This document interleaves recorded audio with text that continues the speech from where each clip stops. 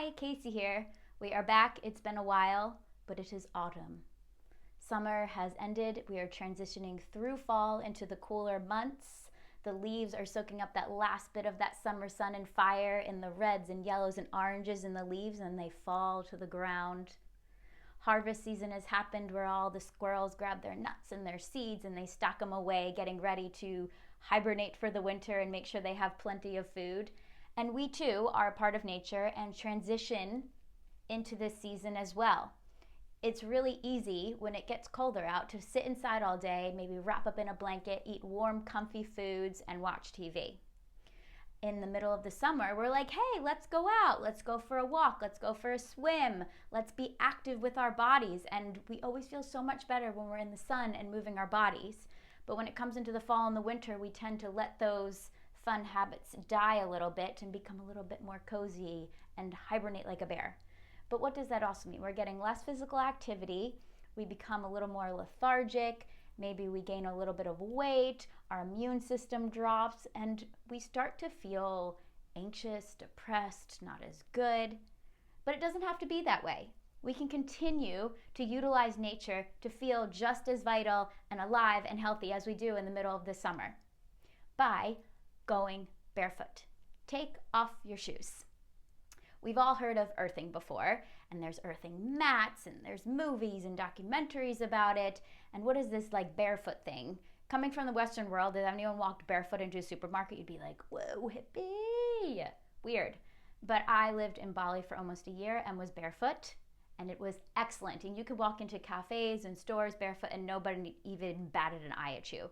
You do that in the Western world, there's signs that says like no shirt, no shoes, no service, which is not cool at all. But again, sometimes the ground in the Western world, I don't know if I'd want to really be walking on it barefoot.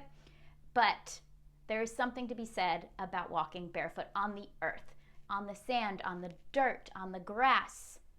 When you get angry or when you just get super overwhelmed, what's the first thing you say you want to do? You want to go outside and go for a walk. Like, let me just blow this off and I'm going to go for a walk. Because walking outside in nature is incredibly helpful. Now, if we do it barefoot, there are even more benefits. This has been going on for thousands of years. People walk barefoot before they had shoes. And now we just have science to back up that it's actually really good for you.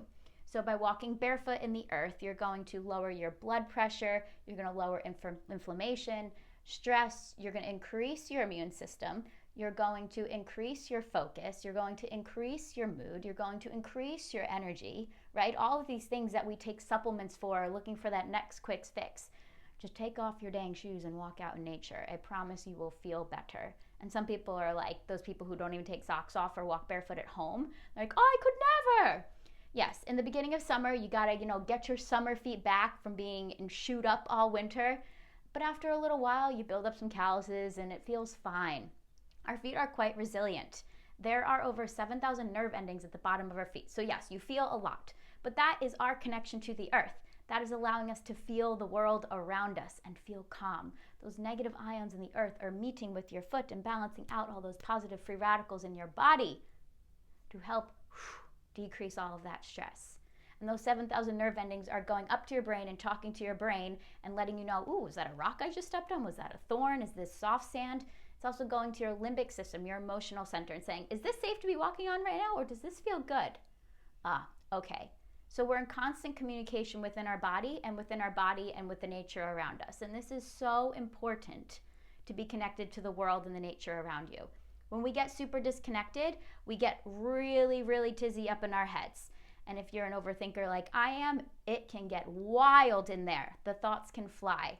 And if you told me in the midst of my mind wandering situation up here when it's going out of control, if you asked me what it felt like underneath my feet right now, I probably couldn't tell you because I'm that detached from my body. I'm that detached from the natural world because I'm too busy ruminating with all these thoughts that are probably never going to happen, but I've decided are going to maybe happen, so I better prepare for them now. That is not a fun way to live. So by getting outside and putting your feet in the ground barefoot, you start to be more present, be in the present moment. And that too is going to decrease your stress. It's going to increase your focus. It's going to allow you to be fully present in the moment. And that is one of the most important things to do, especially nowadays when we have so many distractions. with screens and TVs and busy lives and all of that. We forget we've got this world around us, this natural world around us that is also feeding us so much important information to take in. And so as you transition into the fall and into the winter, and you're starting to feel a little overwhelmed or stifled, go outside and take your shoes off. Yes, it's going to be a little cold. Get over it. You'll be fine. If you have neuropathy, be very strategic with which the land you choose to walk on. You know, if you can't feel that there's a thorn underneath your foot or something, we don't want that. So choose maybe your front lawn or the beach where you can see very clearly what's in front of you and on the ground. That's a really nice, safe choice there for you on that one. Getting barefoot in the ground, and even if you don't want to walk very far, just feel the sand under your feet. And there's a great little breathing practice I like to do standing on the earth, or stand on your front lawn in the morning. Put your feet in the earth, close your eyes, and pretend you have nostrils on the bottom of your feet. Just go with me on this one, okay? And I want you to breathe from the nostrils on the bottom of your feet, up in through your body and out to the top of your head. And then exhale through the top of your head, through your body, back down into the ground, feeling the roots of the ground, of the plants, of the mycelium network. And then inhale from that mycelium network of roots all the way up through the bottom of your feet, through your body, up into the sky.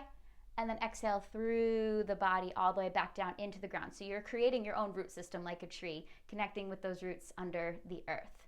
Do this for like 3 to 5 minutes and just notice how you feel after. And another great thing to do barefoot is to work out barefoot. I know at gyms and stuff you usually have to wear shoes. That's why I like to work out at home. But take off your shoes and work out so you can feel all of those muscles working in the bottom of the feet. When we work with the muscles of the bottom of the feet, we're strengthening the whole body. We're giving feedback to the whole body of what proper positions look like, what they feel like, what proper structure for the body is to support itself naturally.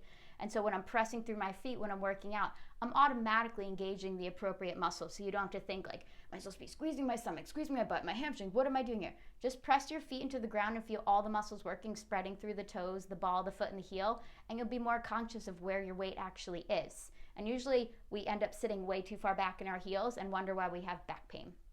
Rock your weight forward, more the ball, the foot, and press down into the ground. And you're going to notice like those Russian dolls, are those dolls that like fall over and then you pull a string and it like stands straight up. That's basically what happens when you press into your feet. Your bones and muscles just align in the exact spot that they need to be to support yourself properly. So your body naturally knows what to do. Again, barefoot for the win. It's excellent. Double whammy if you can work out barefoot outside, even cooler. So I hope you took away something from this video about how to ground yourself, connect back to nature, and transition with the seasons as smooth as possible.